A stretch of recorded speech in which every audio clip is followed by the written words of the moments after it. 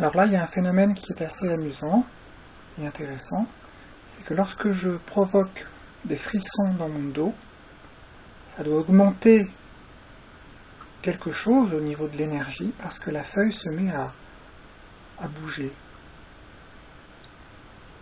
Je vais faire le test, l'essai.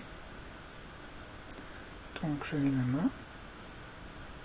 Et là je vais provoquer avec mes épaules des frissons.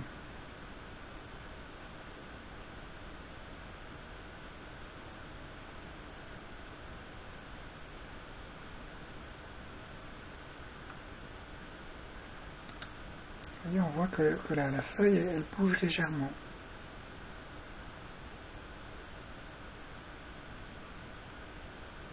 Si j'arrête de faire des frissons,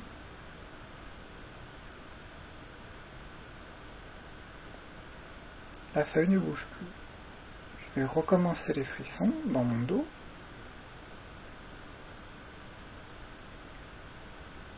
Et la feuille bouge.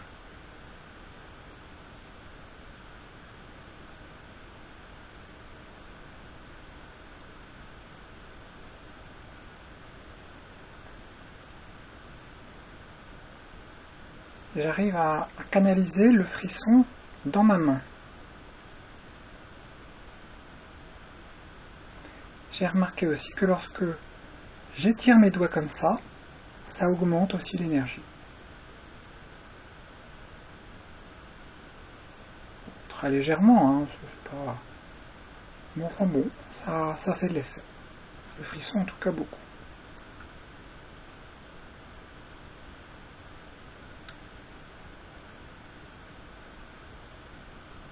Mais ça fait bouger un peu la feuille, mais je n'obtiens pas des choses spectaculaires. Hein.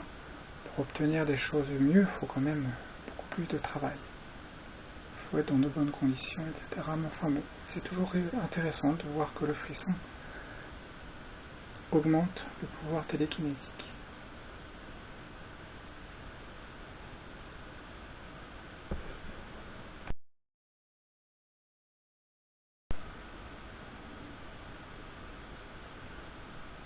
Tourne.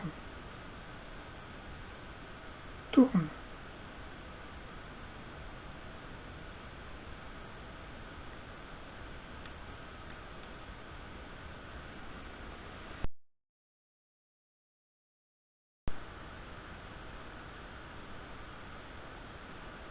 Lève-toi.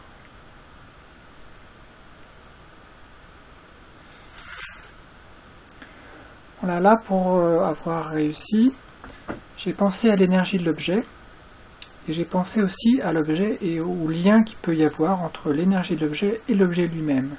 S'il n'y a pas ce lien, on peut faire un lien entre sa propre énergie et l'énergie de l'objet, mais si l'énergie de l'objet n'est pas liée à l'objet en lui-même, ça ne marche pas. Et là, sitôt que j'ai généré ce lien, ça fonctionne.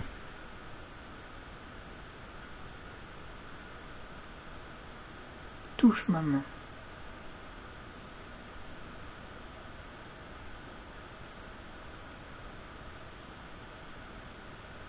Mais sans tomber.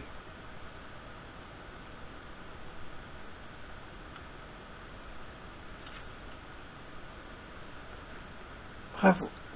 C'est très très bien. Alors là, je n'ai pas fait d'incorporation d'objet, je n'ai pas vraiment tissé de lien.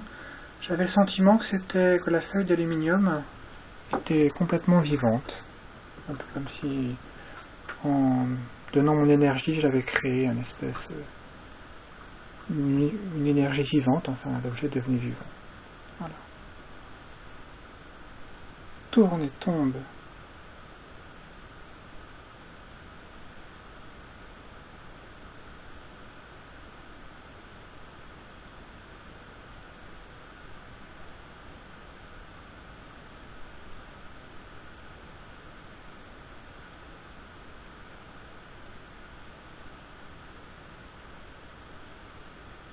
Encore. Oui, encore. Redresse-toi.